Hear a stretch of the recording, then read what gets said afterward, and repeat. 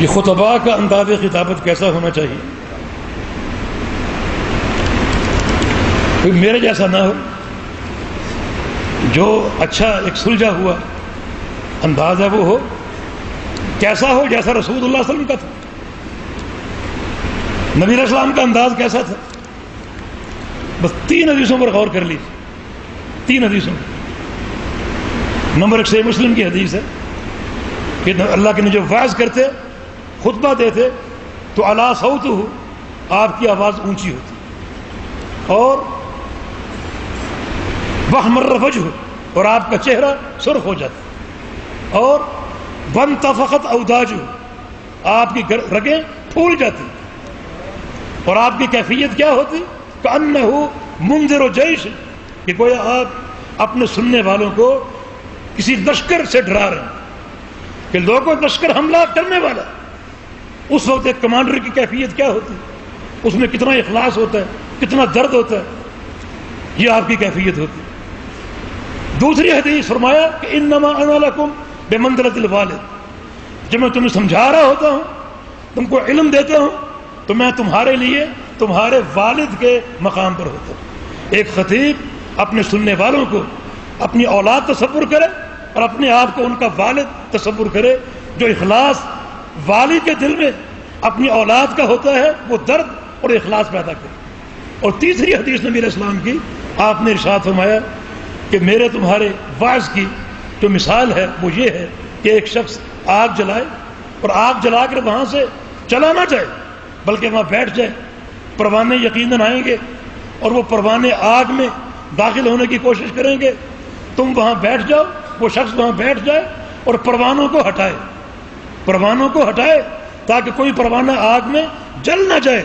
فرمایا کہ یہ میرا انداز ہے، جہنم کی آگ روشن ہے، جہنم کی آگ جل رہی ہے اور تم اس آگ میں کودنے کی کوشش کر رہے ہو اور میں تمہیں وہاں سے ہٹانے کی کوشش کر رہا ہوں۔ انی لآخذ بِیدکم عن النار وانتم تقحمون فیہا، میں تمہیں تمہاری پشتوں سے پکڑ کر جہنم سے کھینچ رہا ہوں اور ہٹا رہا ہوں اور تم جہنم میں کودنے کی کوشش کرو۔ یہ ایک داعی کا انداز ہونا چاہیے۔ پیارے پیغمبر محمد رسول اللہ صلی اللہ علیہ وسلم کی 23 سالہ زندگی کے واعظ، کسی ایک واعظ میں پیغمبر علیہ السلام نے صحابہ کو ہنسایا ہو؟ کوئی مثال پیش کر سکتے؟ سب بیٹھے ہیں سامعین، کسی ایک واعظ میں رسول اللہ صلی اللہ علیہ وسلم نے صحابہ کو ہنسایا ہو؟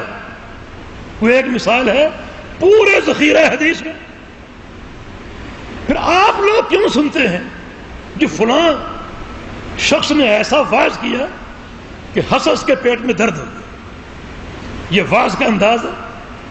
نبی علیہ السلام واعظ کرتے، صحابہ منہ چھپا چھپا کر روتے ہیں، رونگٹے کھڑے ہو جاتے، آنکھیں بھیگ جاتی، رونے کے واقعات آتے ہیں، ہنسنے کا کوئی واقعہ نہیں آتا۔ یہ دین ہے، کھیل نہیں ہے، تماشا نہیں۔ یہ واعظ کا مقصد آخرت کی تیاری اور آخرت کی طرف متوجہ کرنا، اس ہنسی مذاق اس میں کوئی شائبہ نہیں۔ دوسرا ایک کام آج یہاں بھی ہوا، نعرہ تکبیر گونجا گیا اور آپ سب نے اللہ اکبر کہا، اس کا کوئی ثبوت ہے تو بتائیں؟ اللہ اکبر آپ نے سب نے مل کر کہا، یہ اجتماعی ذکر ہے۔ کیا اجتماعی ذکر کتاب و سنت سے ثابت ہے؟ اجتماعی ذکر، جو شخص کہے گا نعرہ تکبیر، اس کا کیا مقصد ہے؟ سب مل کر اللہ اکبر کہیں۔ اور یہ کہا جاتا ہے اللہ کے بندو نعرہ تکبیر جب لگاتے ہو تو یہ خطیب کے لیے ہلاکت ہے، اپنے آپ کو بڑا سمجھتا ہے، اس میں تکبر پیدا ہوتا ہے کہ پتہ نہیں میں نے کیا کہہ دیا، میں کیا بن گیا کہ نعرے لگ رہے ہیں۔ اور پھر وہ فخر کرتے ہیں کہ کل میں نے تقریر کی، بڑے نعرے لگے، بڑے نعرے لگے۔ اور خطیب کہتا ہے کہ نعروں کا آواز اتنا ہلکا، پھر وہ اور زور سے نعرہ تکبیر کہتے ہیں اور مجمع اور زور سے اللہ اکبر کہتے ہیں۔ پھر خطیب کہتا ہے کہ وہاں سے آواز نہیں ہے، اس کونے سے۔ پھر کہتے ہیں پھر کہتا ہے وہاں سے آواز نہیں ہے، اس کونے سے نہیں ہے۔ ایک خطیب کو میں نے یہ کہتے ہوئے سنا، اللہ اکبر اتنی زور سے کہو، اتنی زور سے کہو، آواز یہاں سے نکلے اور سامنے کوئی مسجد تھی بریلویوں کی، وہاں تک جائے اور وہاں کی دیواروں کو پھاڑ کر، اور جو مولوی ہے اس کے گھر کی دیواروں کو پھاڑ کر اس کے کمروں کی دیواروں کو پھاڑ کر، سردی کا موسم تھا، اس کے لحاف کو پھاڑ کر، اس کے کانوں کے پردوں کو پھاڑ کر لوگ ہنس رہے. یہ دعوت ہے، یہ کھیل. بلکہ ایک شخص نے یہاں تک کہا نعوذ باللہ واستغفر اللہ، کہ اتنا ہلکا نعرہ اتنا اونچا لگاؤ، اتنا بڑا لگاؤ جتنا بڑا تمہارا رب ہے. نعرے کی آواز کے ساتھ اپنے رب کو قیاس کر رہے ہیں، رب کی بڑائی کو اپنے نعرے کی آواز میں تول رہے ہیں. اللہ کا خوف کرو.